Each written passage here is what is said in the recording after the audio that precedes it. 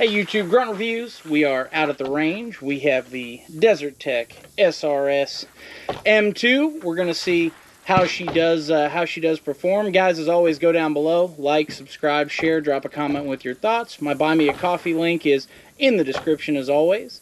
And let's get into it.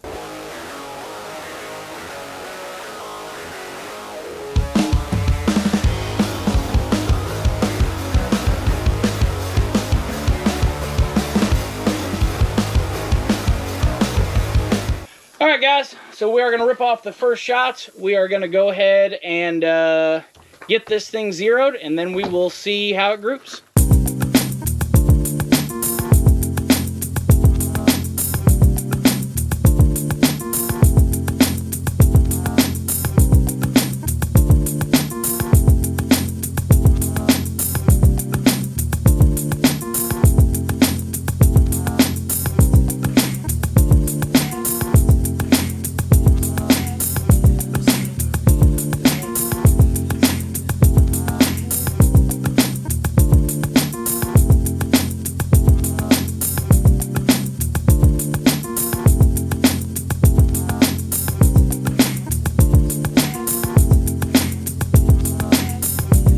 Alright, so got her zeroed in.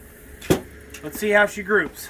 So I've got two types of ammo here. I've got the S&B. This is the 250 grain stuff, and if you haven't seen this up close, this is a reloaded brass.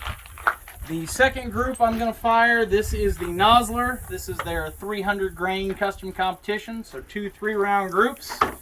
And I'll put it up here in the corner. You can see the target down range. I'm going to load the 8-round mag just because why not. And let's see what we get out of this bad boy.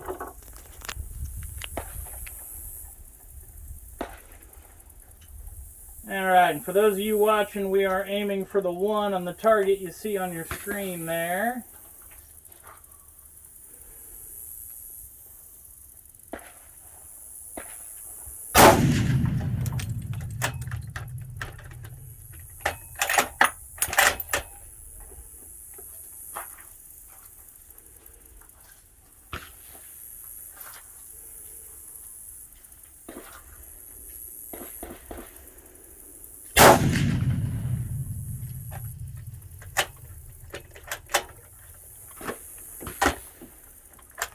And we got a little jam here.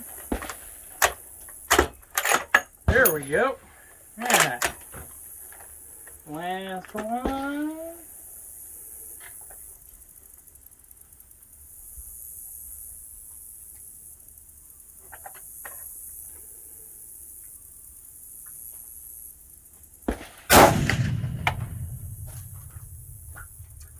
And if you're seeing what I'm seeing, that is pretty tight grouping. We will go down and measure it. So just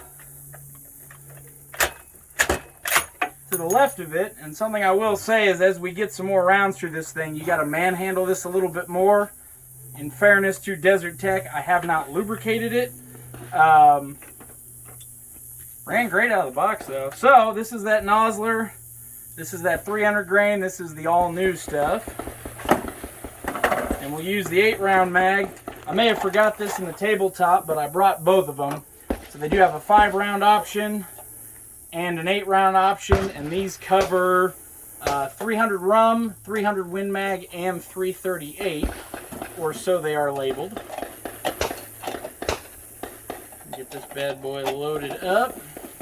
See what it does with the a little bit more premium ammunition here. And I'm going to aim just to the right of what you're seeing on the screen there.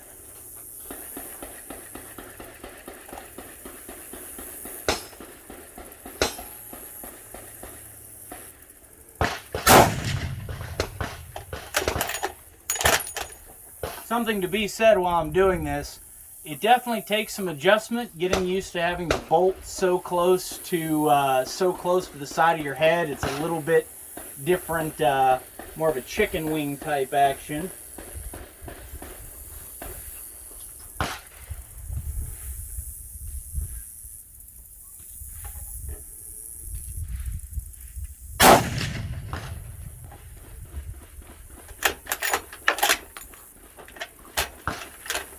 Go.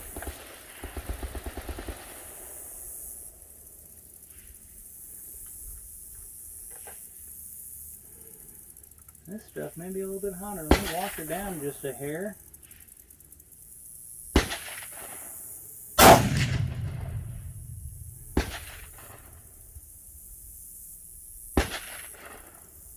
There we go. Wow, that 300 grain, surprisingly enough, is a little bit hotter loaded. I was actually hitting a bit high.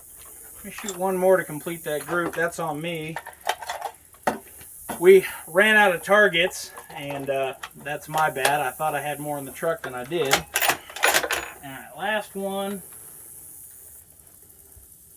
So yeah, there is definitely, if you're looking, it's actually above the previous group. From where I was, the initial group of the 250, this Nosler stuff is hot. With a 50 grain heavier bullet, it's actually hitting just a little bit higher.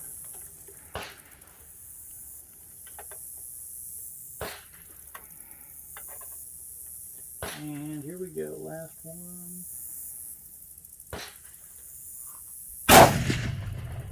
Alright. Clear the weapon, go down and check them out. Alright guys, so this is the 250 grain S&B. I came in just a little bit high. And I need to get a little bit more magnification on that sucker.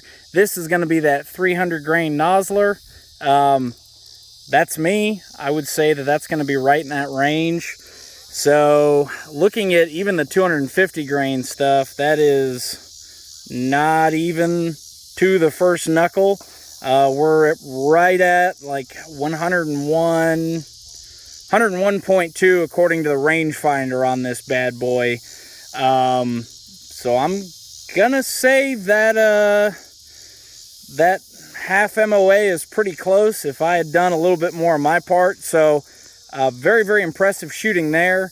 The difference between the two of them, I will say this, and you can probably see it from the recoil. This 250 grain S&B is a lot lighter loaded than that 300 grain Nosler. So point aim on this group was the 1, and I need to zero this just a little bit better.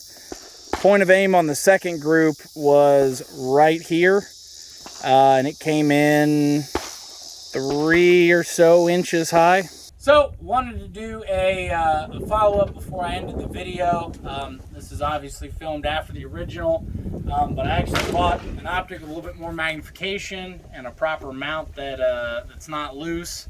I'm going to fire one more 3-shot group just to see what we get. This is the 300 grain HPBT Nosler custom competition. Just wanted to follow this up with the proper equipment. The scope mount, the rear screw is a little bit loose on the first grouping, so that's why you saw our first group was tight and then it kind of started to open up. Gonna go ahead and knock this out, 3 shots, and then we'll go down and we will take a look at it.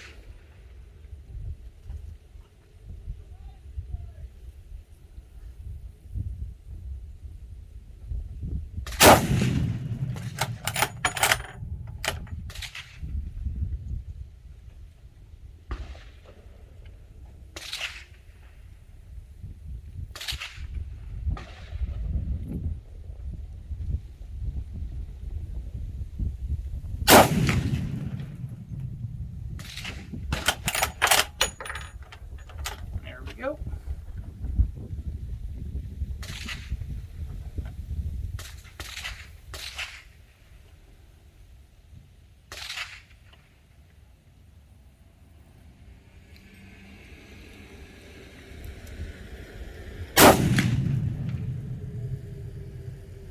All right.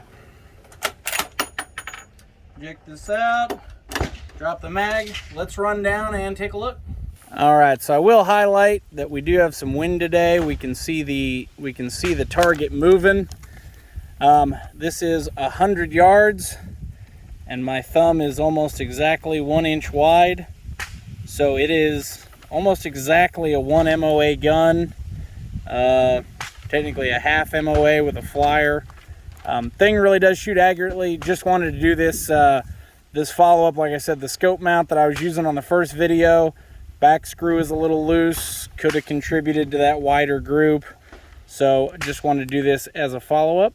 All right, so obviously it shoots better than I do. So full credit on the shooting side. Thing does shoot truly fantastic. Will say that I have not spent a ton of time behind a 338 due to the cost of the ammo, but very ammo specific. So this 250 grain S&B is significantly lighter loaded than this 300 grain Nosler. So something to consider. Generally, if you're into a platform like this, you probably already know these things, but we'll kind of touch base on it just in case.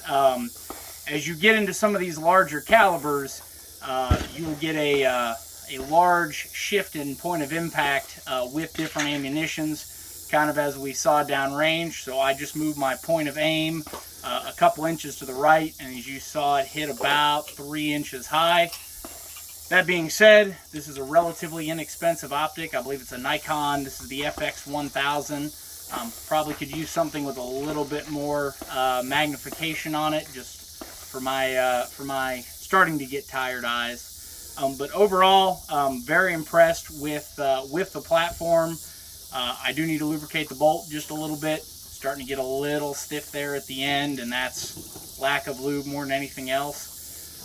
Guys, outside of some of the nitpicky stuff that I pointed out in the tabletop, thing really does shoot like a champ. So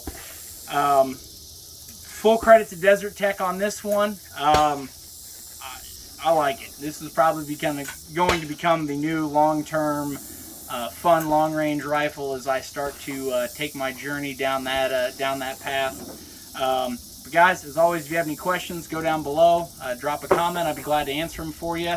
And as always, stay safe, train hard.